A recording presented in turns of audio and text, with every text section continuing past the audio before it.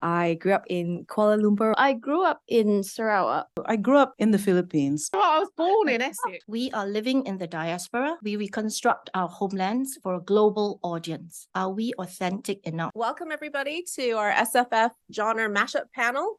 The best panel.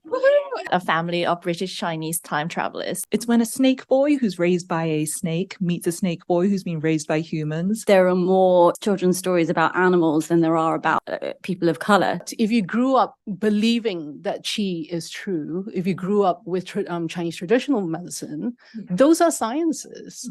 But a Western reader will read it and go, oh, this is fantastical because it's magic. And how those plants and animal species and people, for those of us who are in the diaspora, we're not in our original place of heritage because that's the legacy of colonialism. There's like a texture. You feel the texture of the place, of the setting through the voices, the foreignness of the words. I also have two daughters who are even more mixed race than me. They are half Indian, a quarter Malaysian Chinese, and a quarter English. Do all my books talk about race and feminism? Yes. But how do you get away from it?